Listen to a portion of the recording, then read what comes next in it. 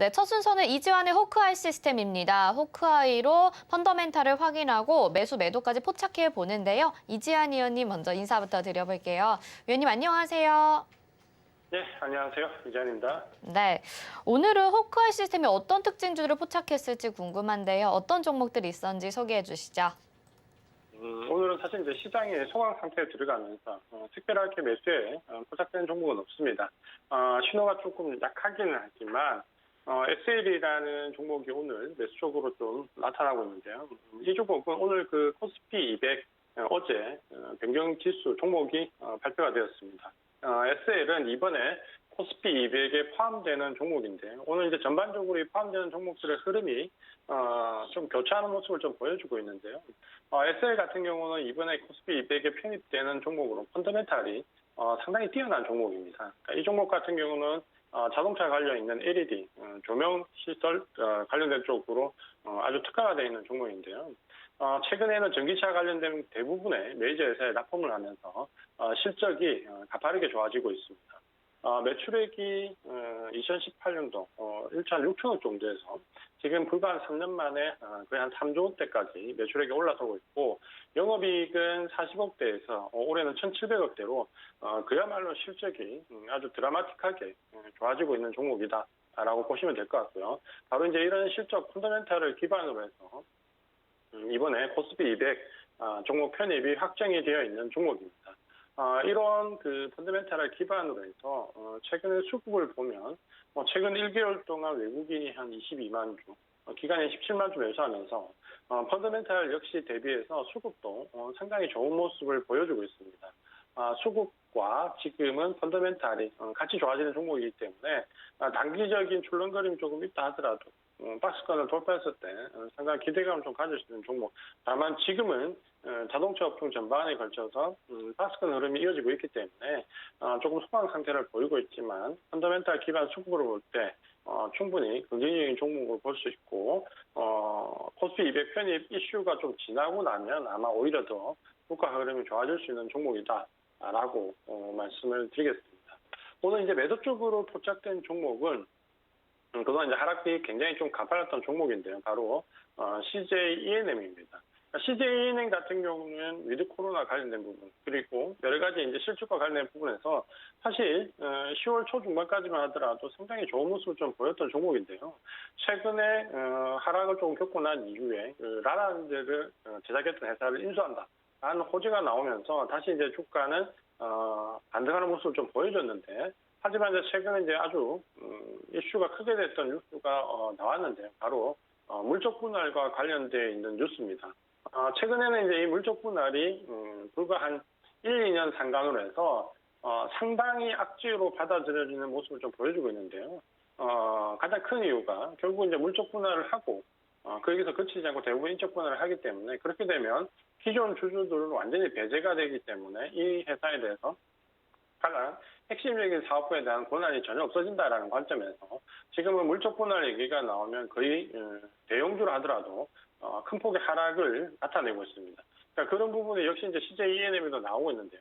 라라랜드를 제작했던 그 엔덴버라는 컨텐츠 회사를 지금 80%를 9천억 정도에 인수를 했는데 여기까지는 굉장히 좋았는데 인수 후에 더 이 분야를 강화하기 위해서 물적 분할 가능성에 대한 공시를 암시했기 때문에 아마도 이제 이런 부분들이 나오면 기존 주주들은 굉장히 큰 혼란을 겪을 수밖에 없고 우리가 이전에 2차 전지에서도 보셨던 것처럼 상당한 기존 주주들을 압박하는 모습이기 때문에 주가 하락은 당분간 계속 이어질 수밖에 없다라는 관점으로 좀 보셔야 될 것 같습니다. 그런 점에서 오늘은 매도 관련된 종목 CJ ENM 말씀을 드렸습니다. 네, 매수로 포착된 종목은 SL 말씀을 해주셨고요. CJ ENM 오늘도 주가 하락 크게 나왔었는데 당분간은 이런 흐름이 이어질 가능성이 높다 이렇게 말씀해 주셨습니다. 자, 그러면 내일장 투자 전략도 필요할 것 같은데요. 내일은 어떤 전략 세워보면 좋을까요, 위원님? 일단 오늘 우리 시장에 금통위가 금리 인상을 발표를 했습니다. 금리가 드디어 이제 0.75bp에서 1bp, 이제 드디어 이제 1%대로 올라서는 모습을 좀 보였는데요. 지금 현재 코로나19 이후에 주요 국가들 중에서 금리를 인상한 나라는 우리나라밖에 없고, 그중에서 이제 2번씩 인상한다라는 역시 이제 우리나라밖에 없습니다. 그만큼 이제 우리 경제 상황이 좋은 펀더멘탈이 개선되고 있거나 혹은 인플레이션이나 부동산 관련된 우려감이 크기 때문에 선제적 조치다라고 이해를 할 수는 있겠지만 그 진행되는 과정이 좀 시간을 갖고 천천히 이루어지지 않고 어떻게 보면 좀 촉박하게 이루어지면서 증시에는 상당한 부담을 좀 주는 모습입니다. 특히 그동안 이제 우리 시장이 굉장히 어려움을 겪고 난 이후에 최근에 시장이 좋아졌던 조금 개선될 수 있는 여지를 좀 보였던 부분은 우리가 알고 있는 대로 바로 그 IT 업종 그동안 이제 조정폭이 굉장히 컸던 삼성전자 하이닉스 같은 메모리 반도체 쪽 종목들이 상당히 큰 폭으로 상승을 해줬습니다. 지금은 이제 그 전기전자 업종 차트인데요. 보시면은 이 부분 때문에 이제 급등을 했던 부분이 지금은 이제 금리 인상과 관련된 부분이 나오면서 소폭 조정받는 모습을 좀 보여주는데 이 조정이 이제 단기간에 그치냐 혹은 급등했던 IT 종목에 상당한 부담으로 작용을 하느냐에 따라서 우리 시장이 단기적으로 좋아지거나 혹은 박스권 흐름을 좀 더 이어갈 수 있는 양갈래길에 좀 서 있다라고 좀 보시면 될 것 같고요. 최근에 그 시장이 좀 어려운 가운데서도 우리 시장의 낙폭이 조금 제한되었던 부분은 바로 이제 외국인들이 계속해서 매수를 좀 이어왔던 부분인데요. 지금은 이제 이 외국인들 매수가 계속 이어던 부분이 오늘 금리 인상과 함께 소폭이지만 매도를 좀 돌아서는 모습이 조금은 시장의 수급에 영향을 주고 있다라고 좀 보셔야 될 것 같고요. 전반적으로 미국 시장이 휴장이기 때문에 아마도 우리 시장은 역시 이제 현물 쪽에서는 휴장에 영향을 좀 받고 있고 다만 이제 선물과 옵션 쪽에서 역시 하방 쪽을 노리는 단기 물량들이 추대가 되면서 우리 시장은 프로그램 매도 물량과 함께 좀 조정을 받고 있다. 이렇게 보셔야 될 것 같습니다. 아마도 이제 내일 정도까지는 시장이 소강 상태로 갈 것 같고요. 다음 주부터 이제 우리 시장의 중요한 부분은 IT 종목들이 반등세를 이어가느냐 못 가느냐. 이 부분을 좀 체크를 해 보시면서 금리 인상에 대한 여파가 어쨌든 장기적인 기조로 이어지기 때문에 금리 인상 수혜와 관련된 종목들을 조금 관심을 가지고 역시 이제 좀 봐야 된다라고 말씀을 좀 드리겠고요.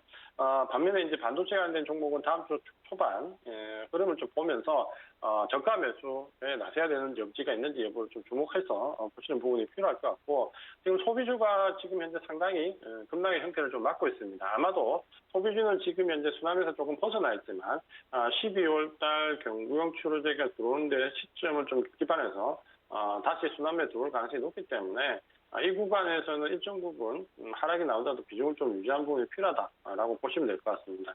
전체적인 포트폴리오는 말씀드린 이 섹터들 위주로 보시면서 시장은 일단 단기적으로 하방 이후에 단기 조정을 겪으면 다시 강승 쪽으로 강하게 옮겨주시는 여지가 있습니다.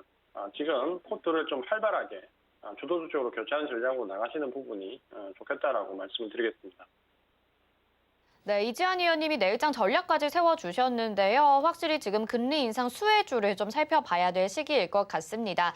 이지한 의원님과 함께하고 싶다 하시는 분들은요. 샵 0082번으로 이지환 이렇게 보내주세요. 저희가 초록밴드 들어오실 수 있게 안내 도와드리도록 하겠습니다. 이지한 의원님 여기서 인사드릴게요. 고맙습니다. 고맙습니다.